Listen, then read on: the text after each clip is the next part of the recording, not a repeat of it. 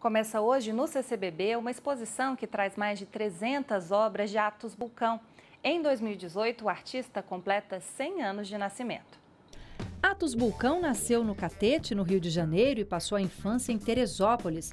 Trabalhou como assistente de Cândido Portinari e foi para Brasília a convite do arquiteto Oscar Niemeyer. Os painéis de azulejo de Atos Bulcão estão nos prédios mais famosos da cidade, como o Congresso Nacional, Palácio da Alvorada, Palácio do Itamaraty, Catedral Metropolitana de Brasília, Hotel Brasília Palace, o Teatro Nacional e inúmeras outras construções.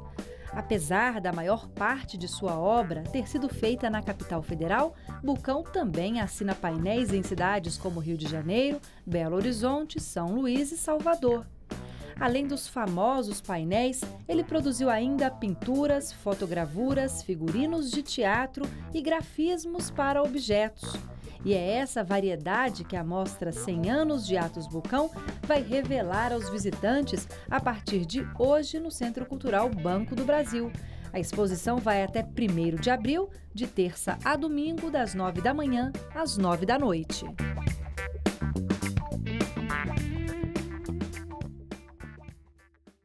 Há exatamente um ano, os moradores de regiões abastecidas pelo reservatório do Descoberto começaram a ficar a cada 6 dias sem água nas torneiras por pelo menos 24 horas. O racionamento chegou para as regiões atendidas pelo Santa Maria um mês depois.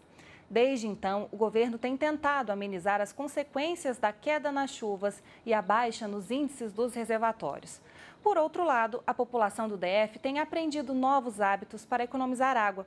Sobre esse assunto, nós conversamos agora com o professor da Universidade de Brasília e especialista em recursos hídricos, Oscar Cordeiro Neto. Boa tarde, professor. Boa tarde. Obrigada por aceitar nosso convite de estar aqui hoje para essa entrevista. É uma satisfação estar aqui. Professor, fazendo uma média, durante esse ano, o DF ficou o equivalente a 2 meses sem água nas torneiras. A estimativa é que a população tenha economizado 980 litros por segundo, que seria mais ou menos o consumo de Ceilândia. Na sua opinião, o resultado foi satisfatório? Valeu a pena todo esse esforço? Foi satisfatório, sim, valeu a pena, era necessário, né, porque a crise hídrica era uma crise importante, né, e eu acho que foi até, de certa maneira, positivo, porque a população ela começou a adquirir hábitos importantes de consumo de água, né, do uso mais eficiente também. Então, eu avalio como positivo esse racionamento, esse um ano, né? E o governo fez 12 obras para tentar contornar essa situação durante esses 12 meses. Até a água do Lago Paranoá, que antes era até impensável, né, para nós moradores, foi captada também para consumo humano. Na sua opinião, o governo acertou em investir nessas obras? Assim, diante da crise, né, quer dizer, várias medidas foram tomadas, né? Nessas medidas aí a gente tem aí o racionamento, mas também existe a diminuição da pressão, né, um controle aí das perdas de águas, dos vazamentos que havia nas redes, e também houve obras de emergência, né? Eu diria aí houve a captação do Lago Paranoá, que ela já era prevista, na verdade, né? Quer dizer, já era uma decisão tomada já há uns 4, 5 anos, porque o Lago Paranoá melhorou muito de qualidade. Então, devíamos aproveitar, já que houve um investimento grande para o controle de poluição, o Lago Paranoá se tornar aí uma alternativa viável.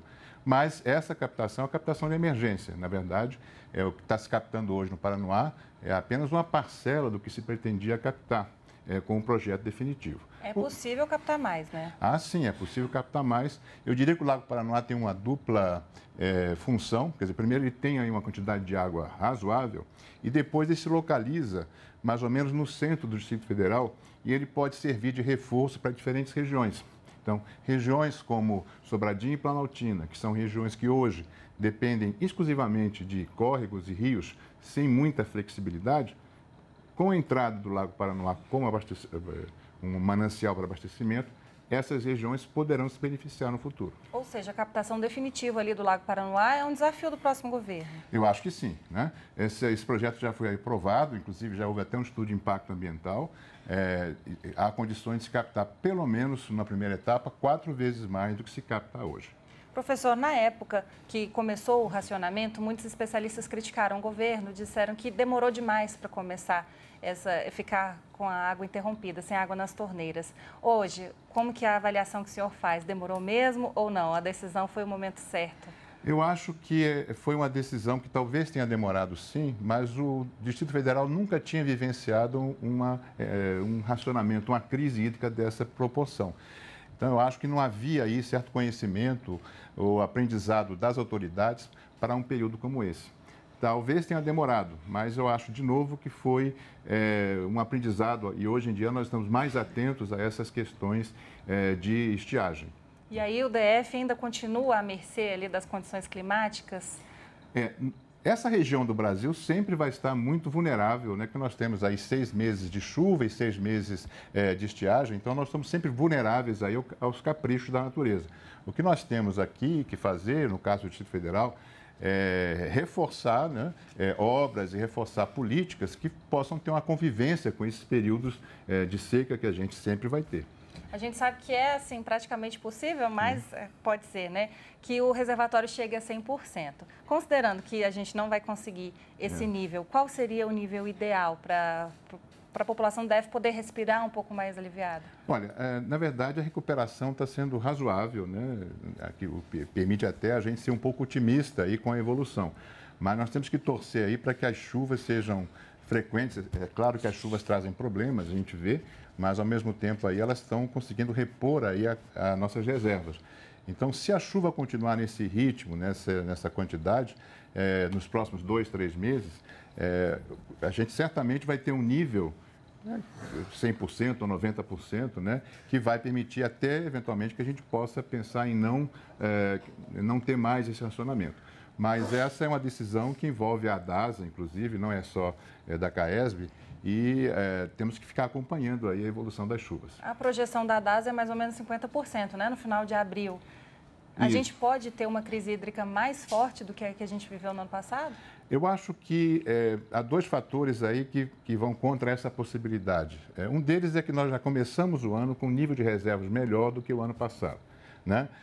O outro fator é que tanto a CAESB, né, e as autoridades públicas, elas já desenvolveram mecanismos para ter um consumo menor de água, como a própria população também adquiriu certos hábitos, né, que permitem que a gente tenha um consumo menor. Né? Então, eu vejo que nós temos 2 fatores positivos que contribuem para evitar que aconteça um novo período crítico como a gente passou. O tão falado racionamento de 48 horas pode ser uma alternativa? Esse racionamento de 48 horas foi aventado, é uma possibilidade, mas ele é uma medida muito dura, né? Quer dizer, nós teríamos vários impactos econômicos, impactos também sociais, e que atingiriam normalmente, certamente, as camadas menos favorecidas da população, aquelas que não têm condição de ter uma reserva, ampliar as caixas d'água. Então, a gente tem que tentar evitar o máximo possível essa alternativa aí das 48 horas de racionamento.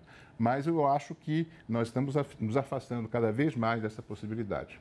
Professor, muito obrigada. A gente torce para no ano que vem a gente fazer uma avaliação melhor sobre isso. Muito obrigada pela entrevista. Eu que agradeço a oportunidade. Uma boa tarde. Boa tarde. E o Repórter DF termina aqui com imagens da Ponte JK. Uma boa tarde para você e até amanhã. Tchau.